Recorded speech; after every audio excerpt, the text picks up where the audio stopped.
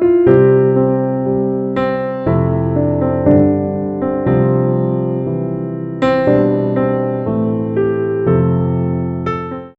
Singapore என்றாலே எனக்கு மிகவும் பிடித்துவிடும். தாய்நாடு மலேசியா என்ற வகையில் மலேசியாவை பற்றி பேசுவது பிடிக்கும். அதே சமயத்தில் மலேசியாவோடு சேர்ந்து இருக்கின்ற சிங்கப்பூரையும் சேர்ந்து இருந்த சிங்கப்பூரையும் பற்றி பேசுவதிலும் மனிதருக்கு மிகுந்த மகிழ்ச்சி தான். 2 மாதங்களுக்கு முன்பு நமது சகோதரர் திரு ஆண்டியப்பன் அண்ணா அவர்கள் என்னை தொடர்பு கொண்டு இதை பற்றி சொன்னபோது கட்டாயமாக நூல் திறனாய்வு செய்கிறேன் என்று கூறியிருந்தேன். மலேசியா மற்றும் கிழக்காசிய நாடுகள் பற்றிய ஒரு விழிப்புணர்வு தமிழ்நாட்டு தமிழர்களுக்கும் வேண்டும் என்ற ஒரு எண்ணத்தோடு தான் கடந்த சில ஆண்டுகளாக, குறிப்பாக நாங்கள் தமிழ் மரபு அறக்கட்டளையிலே ஒரு கிழக்காசியவியல் துறை என்ற ஒன்றையை தொடங்கி அதை பற்றிய பல நடவடிக்கைகளை செய்து வருகின்றோம். ஏனென்றால் நாம் தமிழ் மொழி என்று சொல்லும் பொழுது நமது சிந்தனைகள் பொதுவாகவே தமிழ்நாட்டிற்குள்ளும் இந்தியா என்ற ஒரு நில எல்லைக்குள்ளும் இருப்பது வழக்கமாக இருக்கின்றது. அதை தவிர்த்து நாம் பார்க்கும்போது மலேசியா, சிங்கப்பூர், இலங்கை என்று சொல்வோம். ஆனால் எந்த அளவிற்கு உண்மையான வரலாற்றை நாம் பேசுகின்றோம், அறிந்திருக்கின்றோம் என்பது நமக்கு கட்டாய தேவையாக இருக்கின்றது. ஆக அந்த வகையில் ஒரு அருமையான ஒரு நூலாக வாமனத்தீவு என்ற நூல் கையில் கிடைத்த போது பார்த்து நான் வியந்து போனேன். 60 தலைப்புகள் இந்த நூலில் இருக்கின்றன. 600 பக்கங்கள் கொண்ட நூல் இது. ஏறக்குறைய 200 சான்றாதாரங்களுக்கான நூல்கள் இதில் வாசித்து நூலாசிரியர் இந்த நூலை உருவாக்கி இருக்கின்றார் என்பது மிக முக்கியமாக குறிப்பிடப்பட வேண்டிய ஒரு விஷயம்தான். ஒரு ஆய்வு நூல் என்றாலே அதை எழுதுவதற்கு என்று நாம் நினைக்கும் போது நிறைய விஷயங்களை நாம் தேட வேண்டும். இப்பொழுது சகோதரர் ஆண்டியப்பன் அவர்களை நாம் பார்க்கும்பொழுது அவருடைய வாழ்நாள் அனுபவம் இந்த நூலின் வழியாக வெளிவந்திருக்கின்றது என்றுதான் நான் காண்கின்றேன். அவருடைய தொழில் என்று பார்க்கும்போது மலேசியாவில் அவர் ஒரு செய்தியாளராக பல ஆண்டுகளாக அங்க மலேசியாவிலே ஈப்போ நகரில், பேராக் நகரில் பணியாற்றியவர். ஆக மலேசியாவும் சிங்கப்பூரும் ஒரு காலகட்டத்தில் ஒன்றாக இருந்தது என்பதை நாம் எல்லோரும் சில பேர் மறந்திருப்போம், பலருக்கு ஞாபகம் இருக்கலாம். ஆக அந்த காலகட்டத்திலிருந்து மலேசியாவிலே இருந்து தமிழ்நாட்டிலிருந்து பிறகு மலேசியா வந்து மலாயாவாக இருந்த காலகட்டம், பிறகு அந்த காலகட்டத்திலிருந்து பிறகு சிங்கப்பூருக்கு குடியேறி இப்பொழுது சிங்கப்பூர் வாசியாக இருந்தாலும் 2 நாடுகளுமே ஒன்றுதான் என்ற வகையில் தான் அவரும் செயலாற்றிக் கொண்டிருக்கின்றார் என்று நினைக்கின்றேன். அவரது பத்திரிகை துறை சார்ந்த பணிகளும் அந்த வகையில் தான் காட்டுகின்றன. ஆக அந்த நீண்ட கால ஆவண சேகரிப்புகள் அனைத்துமே இந்த நூலில் வெளிப்படுவதாக எனக்கு தெரிகின்றது.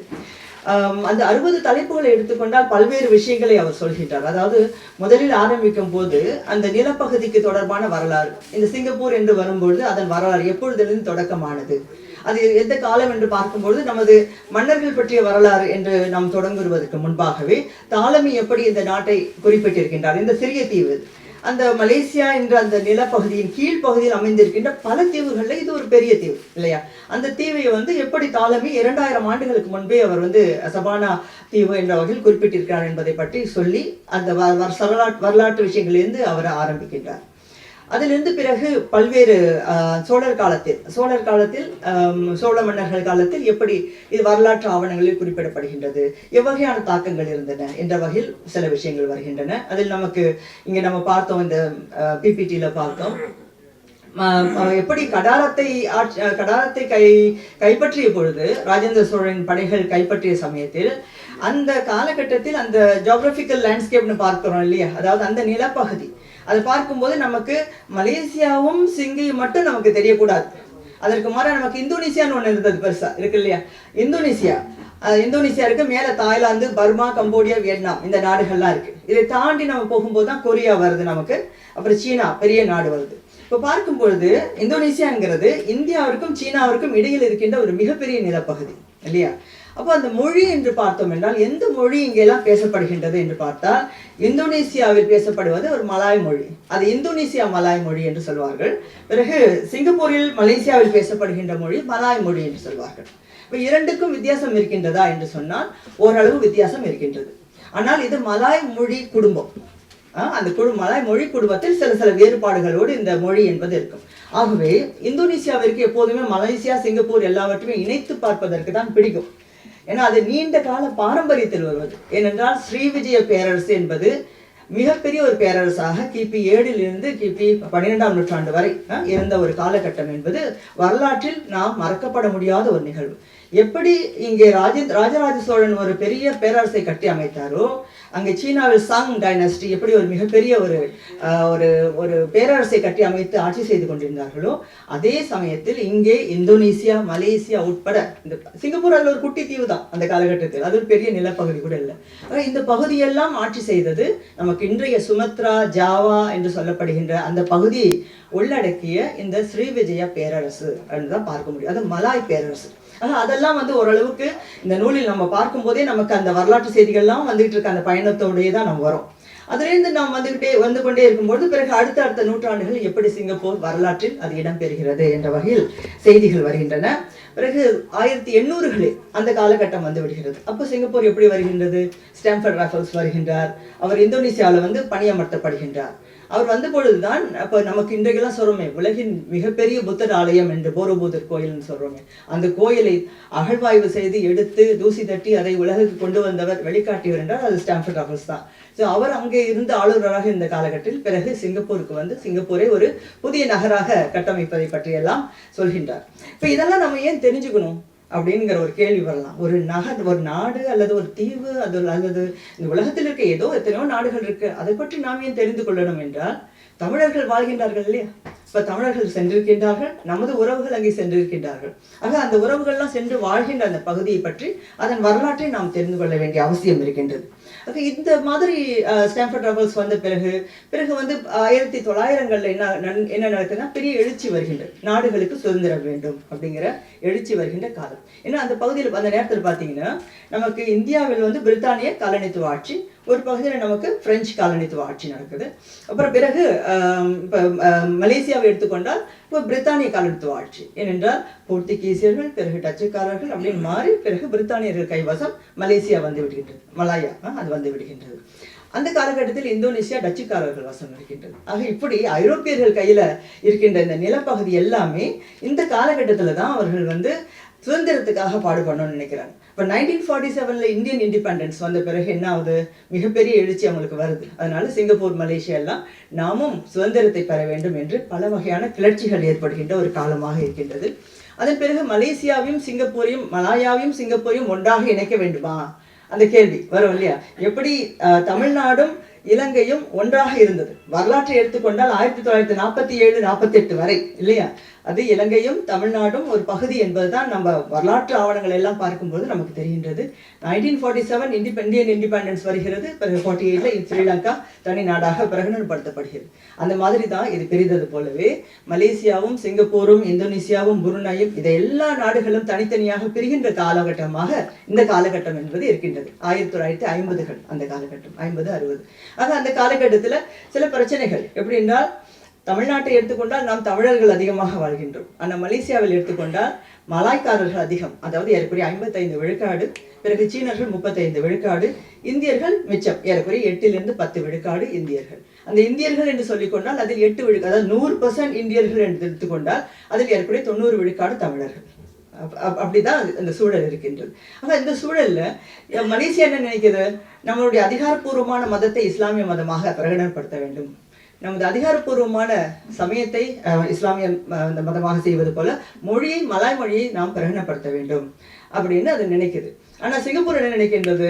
நாம் இந்த 3 இனத்துக்குமே நாம் ஒரே மாதிரியான ஒரு வாய்ப்பை தர வேண்டும், 3 இனங்களுமே சமமாக கருதப்பட வேண்டும் என்று சிங்கப்பூர் நினைக்கின்றது. ஆக இந்த பேச்சுவார்த்தைகளின் அடிப்படையில் 1965 இந்த காலகட்டத்தில் ஆகஸ்ட் மாதம் 9ஆம் தேதி கண்ணில் கலங்க லீ குவான் யூ அவர்கள் நாடு பிரிகின்றது, மலேசியாவிலிருந்து சிங்கப்பூர் பிரிகின்றது என்பதை பிரகடனப்படுத்திவிட்டு அவங்க 2 நாடுகளும் பேச்சுவார்த்தையின் வழியாக இரண்டும் பிரிந்து விடுகின்றன.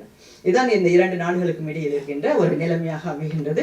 ஆனாலும் இன்றைக்கும் பார்க்கும்போது அந்த உறவு என்பது மலேசியாவுக்கும் சிங்கப்பூருக்கும் நல்ல நெருக்கமான உறவு என்பது தொடர்ந்து இருக்கின்றது. இப்போ அதற்கு பிறகு நாம் பார்த்தோம் என்றால் சிங்கப்பூரின் வளர்ச்சி மிகப்பெரிய ஒரு வளர்ச்சி, அதையெல்லாம் நூல் ஆவணப்படுத்துகின்றது. சகோதரர் ஆண்டியப்பன் அவர்களுடைய எழுத்தின் வன்மை, அதை வன்மம்னு சொல்றதா வன்மைன்னு சொல்றதா எனக்கு தெரியல, அந்த வார்த்தை தெரியல, வன்மை சரி, ஆழம் ஆழம் ஆழம். அது பார்க்கும் பொழுது எப்படின்னா பல ஹிஸ்டாரிக்கல் இன்ஃபர்மேஷன் அள்ளி தெளித்தது போல பல தகவல்கள் நமக்கு வருகின்றன. இதுல நம்ம பார்த்து யோசிக்க வேண்டிய ஒரு காலகட்டம் இந்த ஜப்பானியர்களுடைய காலம். நிறைய பேருக்கு அது தெரிந்திருக்குமான்னு எனக்கு தெரியல. மலேசியா, சிங்கப்பூர் எல்லாம் ஜப்பானிய காலகட்டம், ஜப்பான் ஒரு ஆக்குபேஷன் என்பது இருந்தது. ஜப்பானியர்கள் கைப்பற்றி விட்டார்கள் 1940கள் அந்த காலகட்டம். இந்த 2ஆம் உலகப் போர் நடந்து கொண்டிருந்தது இல்லையா, அந்த காலகட்டம். ஸோ அது அந்த சமயத்துல வந்து பல கிளர்ச்சிகள் ஏற்பட்டன. இப்போ உங்களுக்கெல்லாம் மலாயா கணபதி கேள்விப்பட்டிருக்கீங்களா? கேள்விப்பட்டிருப்பீங்க இல்லையா? தெரியுமா? ஓகே, சில பேருக்கு நிச்சயமா தெரியும். மலாயா கணபதி மலேசியாவில் இருந்து கொண்டு அவர் போரிட்டார். தோட்ட தொழிலாளர்களுக்கு நிறைய அநீதி அங்கு இழைக்கப்படுகின்றது என்ற வகையில் அவர் நிறைய போரிட்டார். அது 1939 M38 அந்த காலகட்டம். அதே காலகட்டத்தில் சிங்கப்பூரில் இருந்து அப்படி வேலை செய்தவர் தான் வீரசேனன் என்று ஒருவர். அவங்க 2 பேரும் சேர்ந்து செயல்பட்டார்கள். 1940 அவர் தூக்கிலிடப்பட்டு 2 பேருமே கொல்லப்பட்டார்கள். அது வந்து ஒரு மிகப்பெரிய ஒரு சோகமாக நடந்தது. அந்த காலகட்டத்தில் தோட்ட தொழிலாளர்களுடைய செயல்பாடுகள்லாம் பார்த்தோம் என்றால் அது ஒரு இன்றைக்கு நாம் சினிமாக்களில் பார்க்கிறோம்ல, சில ஹிஸ்டாரிக்கல் ஃபிலிம்ஸ் பார்க்கிறோமே, அது அப்படியே கண் முன்னால் நம்ம வந்து கொண்டு வரலாம் என்ற வகையில் அந்த விஷயங்கள் இருக்கும். அதை பற்றியெல்லாம் வந்து இந்த ஜப்பானிய விஷயங்கள் என்று வரும்பொழுது நாம் நிறைய பார்க்க முடிகின்றது. பிறகு மேம்பாடுகள் என்ற வகையில் துறைமுகங்கள், ஜெரோம் துறைமுகத்தை பற்றி விரிவான விஷயங்கள் சொல்கின்றார். அப்புறம் தமிழ் கல்வி எப்படி சிங்கப்பூரில் இயங்குகின்றது, கல்விக்கூடங்கள் எப்படி இயங்குகின்றன, இதெல்லாம் நேரில் சென்றவர்கள் நிச்சயம் நிறைய பேர் பார்த்திருப்பீர்கள். எனக்கு சொல்ல வேண்டும் என்று தோன்றிய ஒரு மிக முக்கியமான ஒரு பகுதி இன்னொன்று என்னவென்றால், தமிழ்வேல் கோ சாரங்கபாணி அவர்களை பற்றி ஒரு பதிவு. ஏனென்றால் கோ சாரங்கபாணி அவர்கள் மிக முக்கியமாக நினைவு கூறப்பட வேண்டியவர் நினைக்கிறேன். எப்படி தனிநாயகம் அடிகள் அதிகமாக பேசப்படாமல் போனாரோ அதே போலவே கோ சாரங்கபாணி அவர்களும் பேசப்படாமலே இருக்கின்றார் தமிழ் உலகில், ஆய்வுலகில் குறிப்பாக. இப்போ மலேசியாவை எடுத்துக்கொண்டால், மலேசியா வரலாற்றில் ஏற்கனவே இந்த தமிழ்நாட்டிலிருந்து பல பகுதிகளிலிருந்து தோட்ட தொழிலாளர்களாக சென்ற தமிழ் மக்கள் இருக்கின்றார்கள் இல்லையா, அவர்களுடைய வாழ்க்கை என்பது ஏற்கனவே 12 18 மணி நேர வேலை ஒவ்வொரு நாளும். ஞாயிற்றுக்கிழமை கூட அவர்களுக்கு ஓய்வில்லாத ஒரு சூழல். அந்த நேரத்தில் அவர்கள் என்ன செய்வார்கள் என்றால், அவர்களுக்கு குடி என்பதுதான், கள்ளுக்கடையில் அடைந்து கிடப்பதுதான் ஆண்களுக்கான ஒரு பொழுதுபோக்கு அம்சமாக அமைந்த இந்த காலகட்டம். ஸோ இந்த காலகட்டத்தில் தான் சில தமிழ் அறிஞர்கள், ஆர்வலர்கள் முன் வருகின்றார்கள். அப்போ சிங்கப்பூர்ல வந்து இருந்த கோ சாரங்கபாணி அவர்கள் முன்னேற்றம் என்ற ஒரு பத்திரிகை தொடங்குகின்றார். அந்த முன்னேற்றம் என்ற பத்திரிகை இங்கே பெரியார் அவர்களுடன் தொடர்பை ஏற்படுத்துகிறது. 1929ஆம் ஆண்டு பெரியார் அவர்கள் இங்க மலாயா வரும் பொழுது அவரோடு தொடர்பு வைத்துக்கொண்டு அவர் நிறைய கலந்துரையாடல் செய்கின்றார். நான் வந்து இந்த தமிழ் வளர்ச்சித்துறையுடைய தமிழ் உலகம் என்ற ஒரு பத்திரிகையில இணைய இதழில் நான் தொடர்ந்து எழுதிட்டு இருக்கேன், அதாவது மலாயா ஆவணங்கள்ட்டு. ஸோ அதில் வந்து இந்த முன்னேற்றம் பத்திரிகையின் பல செய்திகளை நான் வந்து தொடர்ச்சியாக நான் வெளியிட்டு கொண்டிருக்கின்றேன். ஆர்வம் உள்ளவர்கள் அந்த இதழ்களையும் பார்க்கலாம். இப்போ இது வந்து நமக்கு பல செய்திகளை கொடுக்கும். அதாவது பெரியார் அவர்கள் வரப்போகின்றார் என்று செய்தி தெரிந்தவுடன் அங்க பினாங்கில் இருக்கின்ற சிலர் என்ன செய்கின்றார்கள் என்றால், ஒரு பிரசுரத்தை வந்து எல்லாருக்கும் பகிர்கின்றார்கள். அது என்னவென்றால், பெரியார் அவர்கள் வரவில்லை, அவர்கள் உடல்நலம் இல்லாதனால் அவர் வரவில்லை என்று ஒரு பொய் பிரச்சாரம் துண்டை ஒன்றை வெளியிடுகின்றார்கள். அதற்காக முன்னேற்றம் பத்திரிகையில் இவர் துணை ஆசிரியராக இருக்கும்போது அவர் ஒரு செய்தி ஒன்று போடுகின்றார். அந்த செய்தியை நம்பாதீர்கள், நிச்சயமாக வந்து விடுவார், பினாங்கு இப்போ சிங்கப்பூர்ல நிகழ்ச்சி நடக்கின்றது என்ற செய்திகள் எல்லாம் அவர் போடுவதெல்லாம் பார்க்கிறோம். இப்போ இன்றைக்கு நமக்கு இன்டர்நெட் வசதி இருக்கு, இவ்வளவு வந்து டிரான்ஸ்போர்டேஷன் ஃபெசிலிட்டிஸ் இருக்கு நமக்கு, அப்ப நிறைய விஷயங்களை நம்ம பார்க்க முடியும். ஆனா அந்த காலகட்டத்துல அந்த செய்தி தொடர்பை சடபமான அந்த காலகட்டத்தில் அவர்கள் மிக கடுமையாக உழைத்தார்கள். அதோடு கோ சாரங்கபாணி அவர்கள் செய்த மிக மிக முக்கியமான ஒரு விஷயம் என்னன்னா, சுதந்திர மலேசியா 1957 சுதந்திரம் வந்து விடுகிறது. அதற்கு பிறகு அங்கே மலேசியாவின் முதல் பல்கலைக்கழகம், மலாயா பல்கலைக்கழகம் தொடங்கப்பட்ட பொழுது அங்கே ஒரு இந்தியவியல் துறை என்று ஒன்று தொடங்குகின்றார்கள். அந்த துறையில் முதலில் அந்த இந்தியவியல் துறையில் சமஸ்கிருதத்தை பாடமாக வைக்க வேண்டும் என்று நீலகண்ட சாஸ்திரி அவர்கள் முன்மொழிகின்றார்கள். அதை உடனே எல்லாரும் என்ன செய்கின்றார்கள் என்றால், ஆமாம் செய்ய வேண்டும் என்று எடுத்துக்கொள்கின்றார்கள். ஆனால் அதை எதிர்ப்பதற்காக கோ சாரங்கபாணி அவர்கள் தனிநாயகம் அடிகளை துணையாக எடுத்துக்கொண்டு மலேசியா முழுவதுமாக அவர் நடைப்பயணம் செய்கின்றார். அதாவது பெர்லிஸில் இருந்து கடைசி ஜொஹூர் வரைக்கும் அவர் நடைப்பயணம் செய்கின்றார். அங்கே நடைப்பயணம் சென்று அங்கே காசு ஏற்கனவே 2,60,000 அந்த பணத்தை பெற்று 10,000 நூல்களை வாங்கி, நாங்கள் தமிழில் அதிகமாக நூல்களை வைத்து விட்டோம், ஆகவே தமிழ் துறை தான் இருக்க வேண்டும் என்று அவர் அன்று அந்த தமிழ் துறையை உருவாக்கினார். ஆனால் என்ன இன்றைக்கு நினைத்து பார்க்கும்போது இப்பொழுது நீங்க மலாயா பல்கலைக்கழகத்தில் இருக்கும் தமிழ் துறைக்கு சென்று பார்த்தீர்கள் என்றால், அவர்கள் போட்ட உழைப்பெல்லாம் இன்றைக்கு பயனற்று போய்விட்டது என்பதை நான் மலேசியராக நானே சொல்கின்றேன். ஏனென்றால் அங்கு பணிபுரிகின்ற அத்தனை பேராசிரியர்களும் வேதத்தையும் சமஸ்கிருதத்தையும் யோகத்தையும் அதில் தான் கவனத்தை செலுத்திக் கொண்டிருக்கின்றார்கள். பெரும்பாலானவர்கள் எனது நண்பர்கள் தான். ஆனாலும் அவர்களுக்கு இந்த கடும் உழைப்பின் பின்னணி எதுவுமே தெரியாத ஒரு சூழல் இருக்கின்றது. ஆக அந்த கடும் உழைப்பை பற்றியும் தனிநாயக மொழிகள் பற்றியும் கோ சார்கபாணி அவர்கள் பற்றியும் பெரியாரின் வருகை அதன் பிறகு சீர்திருத்தங்கள் இதை பற்றியெல்லாம் அதிகம் பேச வேண்டிய ஒரு சூழல் என்பது மலேசியா சிங்கப்பூரில் எல்லாம் இருக்கின்றது. ஆக இதையெல்லாம் நாம் ஏன் சொல்கின்றோம் என்றால் இத்தகைய நூல்கள் நமக்கு வேண்டும். வரலாறு சரியாக ஆவணப்படுத்தப்பட வேண்டும். வரலாறு சரியாக பேசப்பட வேண்டும். அதற்கு இந்த நூல் மிகப்பெரிய ஒரு தொண்டாற்றும் என்று நான் கருதுகின்றேன். இந்த நூலை படைத்திருக்கின்ற சகோதரர் ஆண்டியப்பன் அவர்களுக்கு எனது வாழ்த்துக்கள், பாராட்டுக்கள். தமிழ் உலகம் அவருக்கு நிச்சயமாக நன்றி கூறும். நன்றி. எந்த நாட்டுக்கு போகிறோமோ அந்த நாட்டின் மொழியை கற்றுக்கொண்டாக வேண்டும். ஆனால் தமிழ்நாட்டுக்கு வருகிறவர்கள் மட்டும் அவர்கள் மொழியை நம்மை கற்றுக்கொள்ள சொல்லுகிறார்கள். ஐயா பெருஞ்சித்திரனார் தான் சொல்லுவார், இந்த பரவாயில்லை என்கிற சொல் எப்படி வந்தது தெரியுமா தம்பி என்று கேட்பார். நான் கூட்டங்களில் சொல்லி இருக்கிறேன், அது மார்வாடி சொல்லும் தமிழ் சொல்லும் கலந்தது என்பார். எனக்கு அதுவரையில் தெரியாது. மார்வாடிகளின் மொழியில் பர்வா என்றால் குற்றம் என்று கூறலாம். நம்மால் மார்வாடி கடைக்கு எதற்கு போவான் என்று தெரியும். கட்ட வேண்டிய நேரத்தில் பணம் கட்ட முடியாமல் கொஞ்சம் ஒரு வாரம் நேரம் கிடைக்குமா என்று கேட்டால் மார்வாடி பெரும் மனத்தோடு பர்வா நகி என்று சொல்லுகிறான், குற்றமில்லை என்று. கொஞ்ச நாளில் அவனும் தமிழை கற்றுக்கொண்டு பர்வானகி என்பதற்கு பதிலாக பர்வா இல்லை என்று சொல்ல, அது பரவாயில்லை என்று அழகான தமிழ் சொல் போல் நமக்கு ஆகிவிட்டது என்பது தான். எனவே பிற தேசங்களில் பிற மாநிலங்களில் வாழ்கிற போது அந்த இயல்புக்கு ஏற்றவாறு வாழ வேண்டியது இயல்பாக இருக்கிறது. ஆனால் வாழ வேண்டியிருக்கிறது என்பதாக அல்லாமல் பல தலைமுறைகளாக சிங்கப்பூரின் அழகில் சிங்கப்பூரின் பண்பாட்டில் அவர்கள் கலந்து வாழ்கிறார்கள். கலந்து வாழ்வது என்பதே ஒரு அழகு. கதர் சட்டை போட்டிருந்தாலும் கருப்பு சட்டை பேச வேண்டிய செய்திகளை எல்லாம் பேசிவிட்டு சிதம்பர பாரதி போய் அமர்ந்திருக்கிறார் இல்லையா? அவர் கடைசியாக பேசிய வரிகள் எல்லாம் நான் பேச வேண்டிய வரிகள். எல்லாவற்றையும் அவர் அருமையாக பேசி இருப்பதற்கு அடிப்படை காரணம் என்னை சிங்கப்பூர் கலந்தது. நான் சிங்கப்பூரை பார்த்திருக்கிறேன், 2-3 முறை போயிருக்கிறேன். ஐயா ஆண்டியப்பன் அவர்களும் மறைந்த நண்பர் அருணாச்சலம் அவர்களும் ஏற்பாடு செய்த கூட்டத்தில் தான் கவிஞர் கண்ணதாசன் அவர்களை பற்றி நான் பேசினேன்.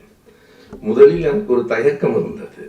ஏனென்றால் கவிஞர் கண்ணதாசனிடத்தில் எனக்கு உடன்பாடுகளும் உண்டு, முரண்பாடுகளும் உண்டு. அதை அந்த மேடையில் சொல்வதற்கே அவர்கள் அனுமதித்தார்கள். எனவே நான் போயிருக்கிறேன். ஐயா ஆசிரியர் அவர்கள் என்னை ஒரு முறை நாளை காலை இந்த இடத்திற்கு வந்து விடுங்கள் என்று என்னை ஒரு இடத்தை கொண்டு போய் சிங்கப்பூரில் அழைத்து காட்டினார். அது கடற்கரை அல்ல, உயர்ந்த கட்டிடங்கள் அல்ல. ஆசிரியர் அவர்கள் என்னை அழைத்து கூட்டி கொண்டு போய் காட்டிய இடம் சிங்கப்பூரில் இருக்கிற அழகான நூலகம். மிக அற்புதமான, உலகத்திலேயே சிறந்த நூலகம் என்று சொல்லப்படுவது. அதற்கு பிறகுதான் கூட்டூர்புரத்தில் நம்முடைய அண்ணா நூற்றாண்டு நூலகம் கட்டப்பட்டது. தலைவர் கலைஞர் அவர்கள் வாழும்போது ஒரு முறை சொன்னார், நீ சிங்கப்பூர் நூலகம் பார்த்திருப்பில்ல, அது மாதிரி என்று சொன்னார். அது மாதிரி அல்ல, அதை விட அழகாக கட்டியிருக்கிறீர்கள் என்று நான் குறிப்பிட்டேன். எனவே சிங்கப்பூரில் நாம் பார்ப்பதற்கும் ரசிப்பதற்கும் ஏராளமான இடங்கள் இருக்கின்றன. நான் மிகவும் ரசித்தது எது என்றால், அந்த ஊரின் அழகார்ந்த நம்முடைய இளங்கோவர்கள் சொன்ன கவிதையிலே சொன்ன அது போன்ற இடங்கள், கட்டிடங்கள், கடற்கரைகள், ஆறுகள் இவைகள் அல்ல. பல்வேறு மொழி, கலாச்சாரம், மதம், சாதி சார்ந்த மக்கள் சிங்கப்பூர் மக்களாக மட்டுமே அங்கு வாழ்கிறார்கள். அந்த அழகுதான் அழகானது. சீனர்கள் பலர், மலாய் மக்கள் கூடுதல். ஆனாலும் அப்படி வேறுபாடுகள் இல்லை. ஒருவருக்கு ஒருவர் பகை இல்லை. எந்த மண்ணில் பகை இல்லையோ அந்த மண்ணே அழகானது. மிக சரியாக சொல்ல வேண்டுமானால், எந்த மண்ணில் பகை இல்லையோ அந்த மண்ணே அழகானது. பகை சூழ்ந்த ஒரு மக்கள் வாழும் நிலம் எத்தனை அழகாக இருந்தாலும் அது ஆபத்தானது. எனவே அதனை நாம் உள்வாங்கிக் கொள்ள வேண்டும்.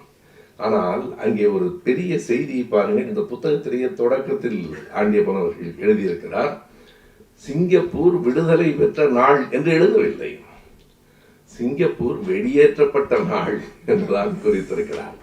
லீ குவான் யூவினுடைய அந்த ஆங்கில நூலை பெரும் பகுதியை நான் படித்திருக்கிறேன்.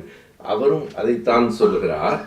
எல்லோரும் ஆடுவோமே பாடுவோமே ஆனந்த சுதந்திரம் அடைந்து விட்டோம் என்று என்பதுதானே உலகம் முழுவதும் இருக்கிற மக்களின் மனநிலை. அப்படி இல்லை. வாடுவோமே கண்ணீர் சிந்துவோமே நாங்கள் பிரிக்கப்பட்டு விட்டோம் என்பதற்காக என்று லீ குவான் யூவே கண்ணீர் சிந்திய ஒரு நாள் சிங்கப்பூர் விடுதலை பெற்ற நாள்.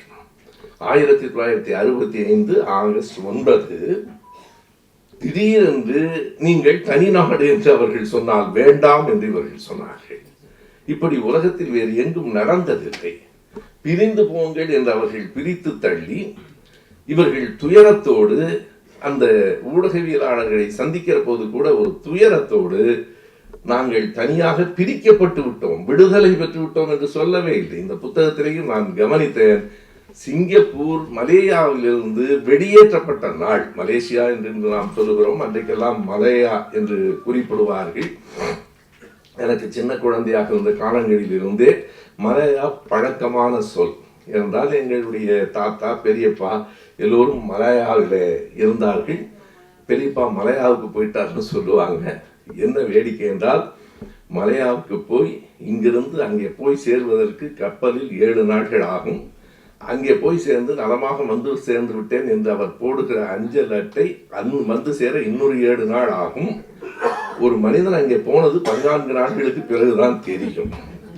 14 நாட்கள் வரையில் எங்கள் பெரியம்மா, பாட்டி, அத்தை எல்லோரும் வீட்டில் விருந்து சமைக்க மாட்டார்கள், இனிப்பு செய்ய மாட்டார்கள், புலால் உணவு உண்ண மாட்டார்கள். அந்த கடிதம் வருகிற வரையில் அப்படி இருப்பார்கள். ஆனால் போய் சேர்ந்த எங்கள் பெரியப்பாவும் தாத்தாவும் வேறு மாதிரி இருப்பார்கள். அது வேறு. உண்மையை சொல்ல வேண்டும் இல்லையா? அங்கே பலருக்கு குடும்பமே இருந்தது. பல உண்மைகளை வெளிப்படையாக சொல்ல வேண்டும்.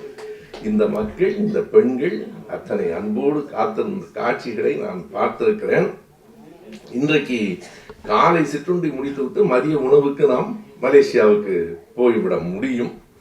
ஆனாலும் இந்த மலேசியாவிலே இருந்து சிங்கப்பூர் பிரிக்கப்பட்ட போது அந்த வேதனை, அந்த வருத்தம் அவர்களுக்கு இருந்தது. என்ன பெரிய செய்தி என்றால், 2 நாடுகள் பிரிகின்றன என்றால் எல்லைக்கோடு ஒன்று புதிதாக வரையப்படுகிறது. இந்த எல்லைக்கோடுகள் மாறுகிற இந்த கட்டத்திலே எல்லாம் எனக்கு ஹசன் சதான் மான்ட்ரோ எழுதிய அந்த சிறுகதை நினைவுக்கு வரும். உருதிலே எழுதப்பட்ட கதை. அதை நான் ஆங்கிலத்தில் படித்திருக்கிறேன். மான்ட்ரோ எழுதியிருக்கிற ஒரு மனநல விடுதி பற்றிய கதை. மிக ஆழமான ஒரு செய்தியை சொல்லுகிற ஒரு சிறுகதை. இந்த நாட்டின் பிரிவினை பற்றி 1947 இந்தியா, பாகிஸ்தான் என்று 2 நாடுகளின் பிரிவினையின் போது அந்த மனநல மருத்துவமனை எங்கே இருக்கிறது என்றால் அந்த பிரிகிற எல்லைக்கோட்டில் இருக்கிறது. இதை பாகிஸ்தானில் சேர்ப்பதா, இந்தியாவில் சேர்ப்பதா? அந்த மனநல மருத்துவமனையில் உள்ளவர்களையே போய் கேட்கிறார்கள், நீங்கள் இந்தியாவில் இருக்கிறீர்களா, பாகிஸ்தானில் இருக்கிறீர்களா? அவர்கள் சொல்கிறார்கள், நாங்கள் இங்கேயே இருக்கிறோம். நீங்கள் இங்கேயே தான் இருக்க போகிறீர்கள், ஆனால் இந்தியாவில் இருக்கிறீர்களா, பாகிஸ்தானில் இருக்கிறீர்களா? இந்த இடத்தில் தானே இத்தனை காலம் இருக்கிறோம், இங்கே இருக்கிறோம். மறுபடியும் புரிகிற மாதிரி கேட்கிறார்கள். அந்த இடத்தில் தான் அந்த மான்ட்ரோ எழுதியிருக்கிற அந்த கற்பனை இருக்கிறது பாருங்கள். இந்தியாவிலா பாகிஸ்தானிலா என்றால் அவர்கள் இதே இடத்தில் இருக்கிறோம் என்கிறார்கள். போகட்டும், நீங்கள் இந்தியர்களாக இருக்க போகிறீர்களா, பாகிஸ்தானியர்களாக இருக்க போகிறீர்களா? அவர்கள் சொல்கிறார்கள், நாங்கள் எப்போதும் போல சகோதரர்களாக இருக்க போகிறோம்.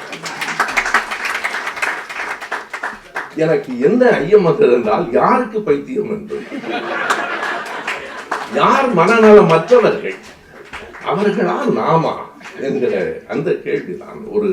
ஒரு சின்ன படம் திரையில் ஓடும். சிறுவர்கள் விளையாடிவிட்டு அந்த கற்களை எல்லாம் தெருவிலேயே போட்டுவிட்டு போய்விடுவார்கள். ஒரு பெரிய கல் பாதையில கிடக்கும். அந்த பாதையின் வழியாக வருகிறவர்கள் அதை தாண்டி போவார்கள். காதலர்கள் வருகிற போது கொஞ்சம் பிரிந்து மறுபடியும் சேர்வார்கள். அவர்களுக்கு இருந்த ஒரே ஒரு வருத்தம், கொஞ்சம் பிரிய வேண்டியிருந்தது என்று சொல்றாங்க. யாருக்கும் அந்த கல்லை எடுத்து போட வேண்டும் என்று தோன்றவில்லை. பார்வை இல்லாத ஒருவர் தன் கையில் இருக்கிற அந்த தடியை தட்டி கொண்டே வருகிறார்.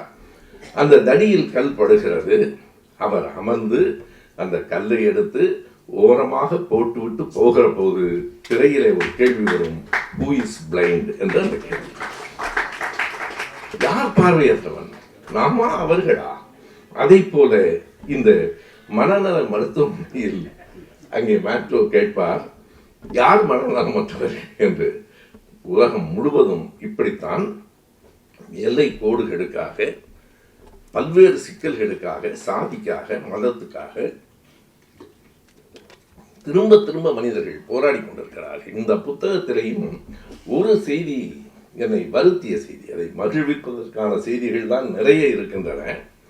சிங்கப்பூரில் எப்படி தொழிற்சாலைகள் கூடின, பாதைகள், சாலைகள் சரி செய்யப்பட்டன, படம் மிக அழகாக காட்டியது. 1000 சொற்களை விட ஒரு திரைப்படம் வலிமையானது.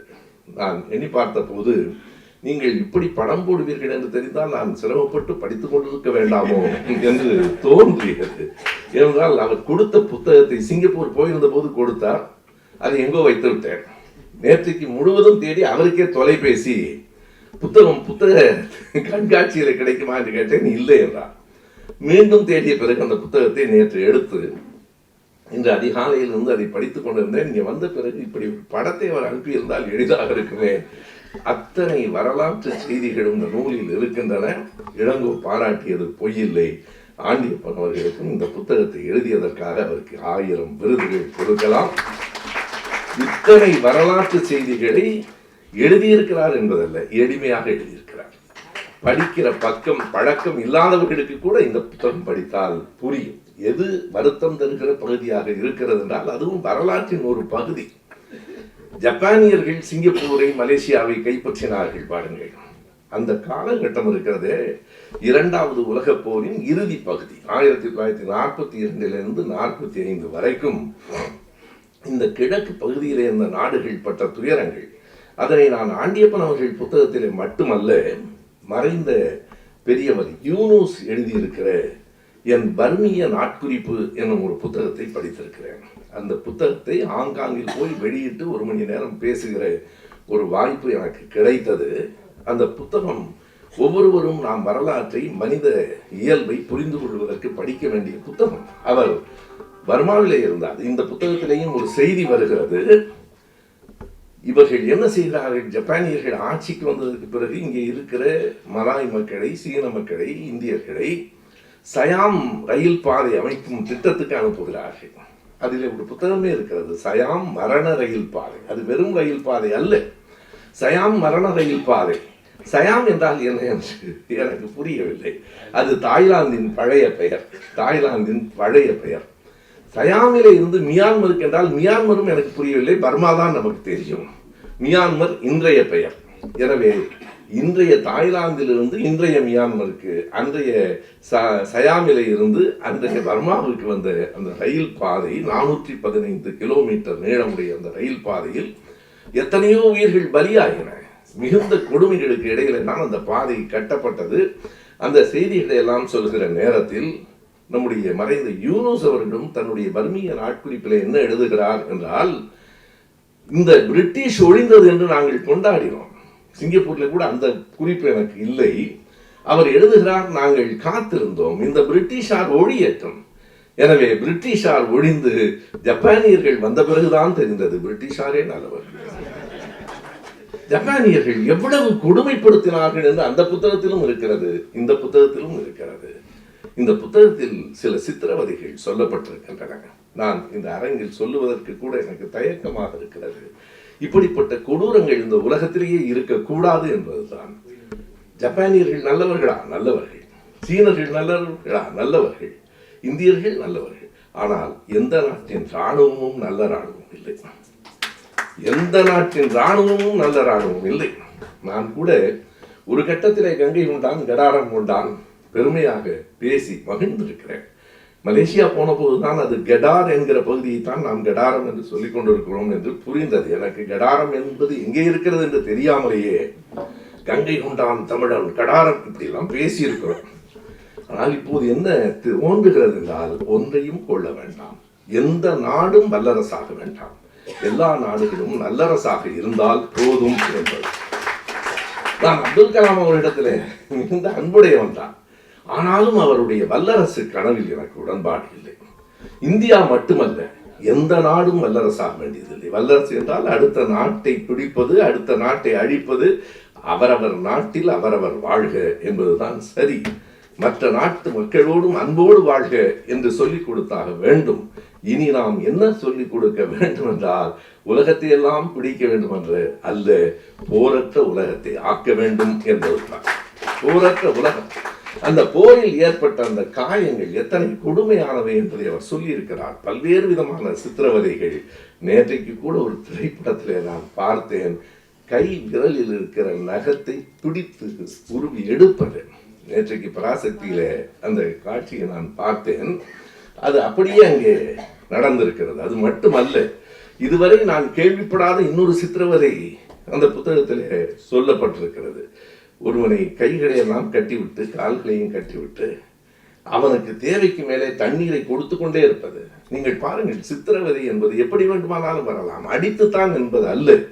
தண்ணீர் கொடுக்கவே இல்லை என்றாலும் சித்திரவதை தான். ஒருவனை தண்ணீர் குடித்துக் கொண்டே இரு என்பதும் சித்திரவதை தான்.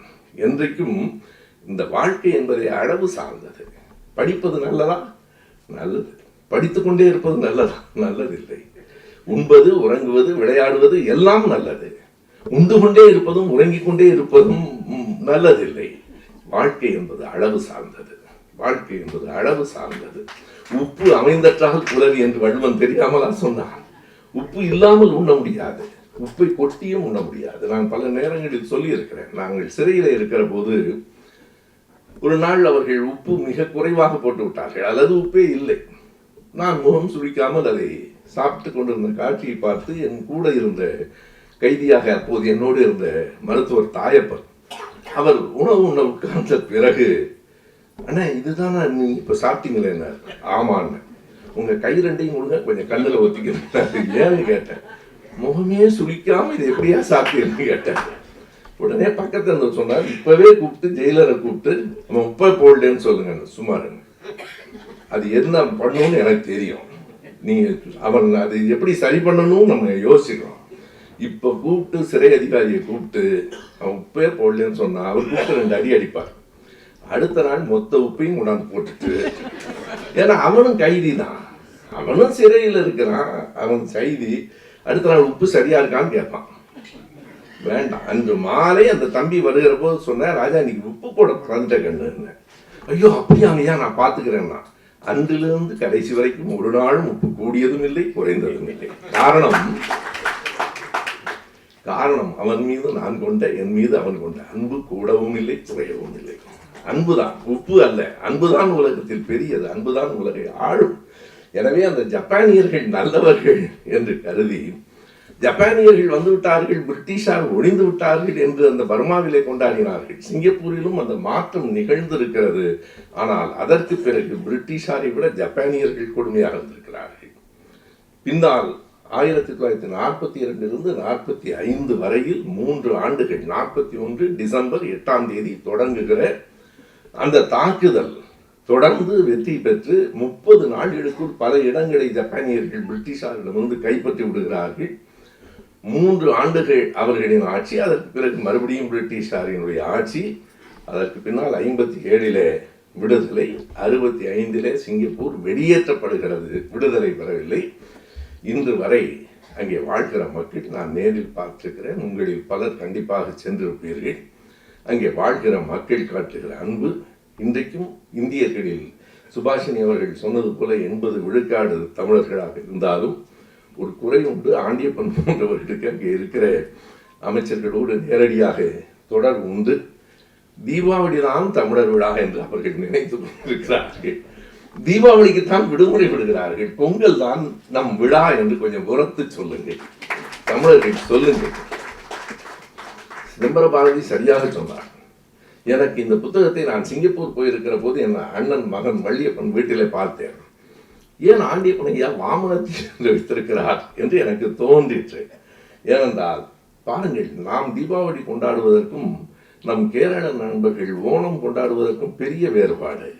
நாம் கொன்றவனை கொண்டாடுகிறோம், அவர்கள் எதிர்த்தவனை கொண்டாடுகிறார்கள்.